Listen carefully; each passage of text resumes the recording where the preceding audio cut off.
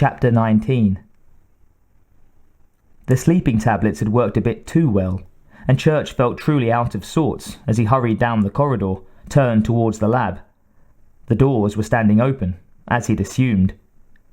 A nervous technician had woken him from a deep sleep with the news that another drone had escaped and had been found in the Unity office, magged by Dr. Crespi, which meant that his Crespi knew more than he should, and that the lonely guard dog had been unable to stop him. Church had set up the burglar alarm months before, a time release on the kennel door, but he'd only used it a few times, back when David had started to ask too many questions.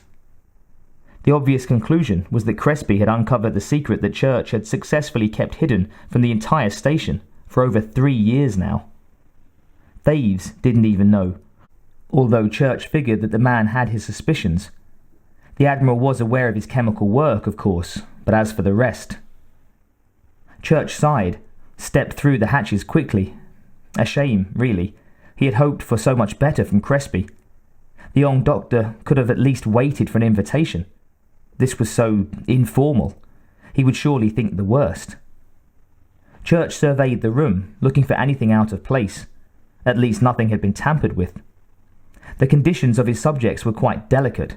One clumsy move could upset their chemical readings for weeks, perhaps even taint the final results into uselessness. Just like that, half his work wasted. A horrible cry from the back of the lab, piercingly loud. It certainly wasn't Crespi. Church sighed again. It was that woman, Mook something or the other, sounding more out of sorts than he felt. He moved quickly towards the sound, somewhat annoyed. McGinnis, that was it. Why was she here? If only she'd had more incentive to search on her own, to break into his office without involving Crespi. Now, don't get cross. You're just sleepy. The situation isn't a total loss, not if you can persuade Crespi to see reason. He saw them as he turned the corner, the woman clutching at a very pale Crespi, screaming out David's name over and over. Church stood quietly for a moment, trying to assess the damage that had been done. Without explanation, his experiments would seem quite damning. This could take some talking. He had to start somewhere. For what it's worth, he said softly, he's feeling no pain. Quite the contrary. They both turned, their expressions priceless. They both looked as if they had expected death to be standing there, their eyes wide and mouths open in startled fear. When they saw only the small, aging scientist, their faces changed, became angry and somewhat confrontational. Oh dear. The woman was first. She screamed, a wordless cry of rage and pain. She ran for him, her arms seeking to throttle, her teeth to rip and tear. "I'll kill you!" "No, you won't," he began. She had no weapon, but then she was on top of him, clawing at his eyes. His glasses were knocked to the floor, and he hoped, fleetingly, that they wouldn't be broken. Church grabbed her somewhat brusquely by the throat and raised her off of the floor. He didn't want to hurt her, but he couldn't just stand there, not when there was so much to be discussed. "Let her go, fuckhead! Get down on the floor!" Crespi pointed a handgun at him, his shoulders tensed, his stance one of a man who meant business. McGinnis struggled in his grasp like a fly on a pin, her feet still kicking wildly, but already she was starting to slow. He could feel her pulse throbbing madly beneath his fingers as she gasped vainly for air. "Tell her to behave, Crespi." If she died, his job would be that much more difficult. "Let her go and get on the damn floor." Well, at least he hadn't called him fuckhead again. Such language. McGinnis had almost ceased to struggle, so Church dropped her, pushed her away. She was undamaged, but just lay there, breathing raggedly. "Get on the floor, now!" Crespi was still waving his weapon arrogantly. "Don't presume to give me orders," Church said mildly. "Get down!" Crespi's face had gone a dull red, and Church could see that his breaking point was close. It was time to explain, but Crespi was beyond listening, probably couldn't hear a word as long as he held that gun. "That's an interesting weapon," said Church. "May I see it?" He stepped forward and plucked the firearm from Crespi's hand, moving back before the angry doctor could register what was happening. He still stood in a firing stance, incensed at Church's disobedience. Again, those priceless faces. Anger gave way to sheer surprise. McGinnis on her knees, her expression awed and frightened. Crespi stared down at his hand, as if the weapon had simply vanished, which it probably seemed to his eyes. Church examined the machine, having to peer closely without his glasses. Pretty little toy. Well made, too. Japanese, isn't it? He bent the short barrel downward, rendering the weapon useless in only a few seconds. He was tired. It actually took a bit of effort. Crespi's mouth was still open. You're a synth."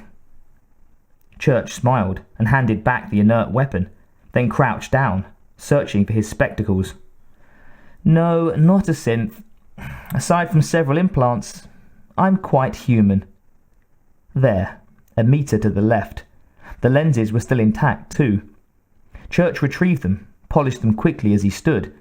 He slipped them back on, then faced Crespi. He was the one who deserved the explanation, and the one who might actually listen. The woman was hopeless, a hysteric. "You found what you were looking for, didn't you? Only you don't know what it is you found." McGinnis crawled to her feet, crying bitterly. You killed..." Church shook his head. "No, I didn't kill him. I didn't kill anyone." Crespi had dropped his toy and gone to the woman, stood now with his arm around her. They both seemed blatantly stunned at his denial, their gazes disbelieving, wary. It had been a long, long time since he had told the story. Decades. And even then, he'd left out bits and pieces, claiming not to remember all of it. The various military shrinks, the doctors, the company people, all of them had wanted to know, perhaps to live the experience he'd suffered vicariously. Their own foolishly pleasant lives perhaps not enough for them. He'd revealed some of it to David, who had tried to understand and, in the end, been unable. And now again, his new assistant. For Crespi to fully comprehend his research, the story would have to be told again, maybe for the last time. Church suddenly found that he wanted to tell it, all of it, even the parts that he had tried to forget through the years, tried and failed. He was tired of being alone, tired of the dreams and memories that he had grown accustomed to locking away, sharing with no one. Crespi might hear him, might hear the unasked plea, and might, in some small way, relate to the experience. Total acceptance would always be beyond their grasp, but to make the attempt, why not? Why indeed? Crespi cleared his throat, and after a moment he began to speak. You can't possibly be expected to understand what you see here unless you know something of my personal history. Let's have no more outbursts, and I'll tell you what happened. My parents' ship was the Incunabulum, a basic terraform spacer from 40-some years back. The crew was small, but we were carrying passengers when we set down on a numbered moon to collect a time box. There were 10 of us in all. That moon is still just a number, but it's been inhabited for some time. He smiled vaguely, recalling his first few moments there. Eden. He shook the memory. I hear it's quite nice, actually, although I have never been back. My parents and I were close, and the crew like family. I was born in space, you know. Never even saw Earth until I was 6. My early life was spent on ships and touring Genesis camps. An unnatural life for a young man, but I didn't mind. Church smiled again.